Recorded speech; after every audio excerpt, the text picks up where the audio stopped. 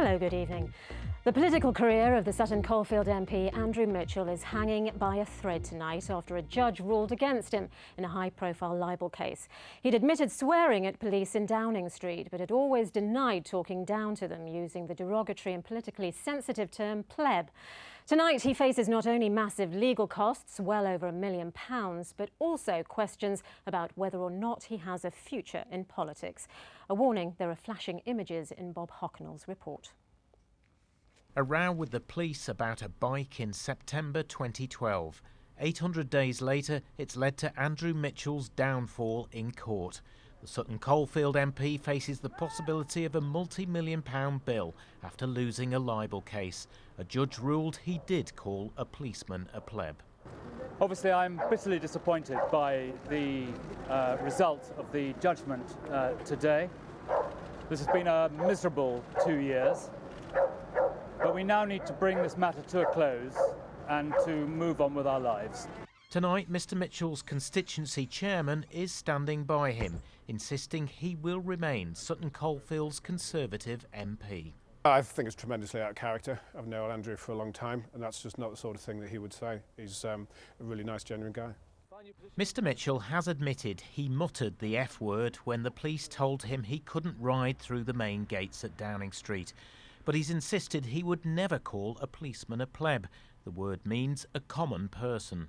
Andrew Mitchell has been the MP for Sutton Coldfield for 13 years. He's won 3 elections with large majorities. The question now is, how will this libel case affect his standing in the town? I think his time's up now. That's the way I look at it.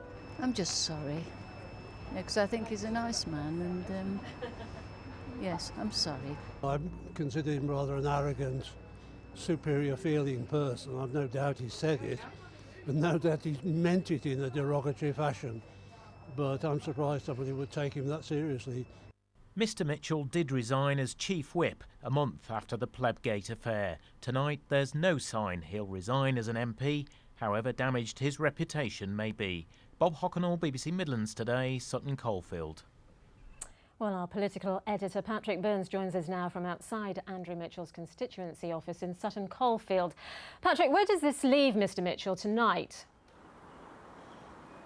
Shafali, it is a personal, political and financial disaster for him. All the way through this, every time I've spoken to him about it, he's displayed an absolute total determination to limit the damage to his reputation, and it was that determination in a way which I think led him to pursue this legal action at a time when, paradoxically, the centre of gravity in terms of the argument, in terms of public opinion, had been shifting his way. Friends will say that that was a mistake in the end, I think, and it's certainly a gamble that is backfired against him in the most conspicuous possible way tonight.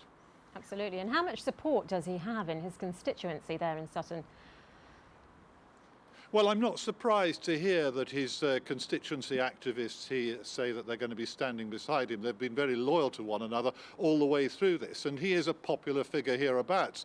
You don't get a 17,000 majority in a general election if you're not. But I think the key test comes not now, but at some point on from now, where, frankly, a political judgment will have to be made, and that is voices in the national and the local party just asking the question whether he is by that stage politically so damaged that the only way to draw a line under this whole toxic reinforcement of stereotypes about a Conservative Party, which, as we know, their opponents say are aloof and unfeeling and snobbish, that at a point a political judgment will be made, and what we know about political judgments is that they are notoriously unsentimental.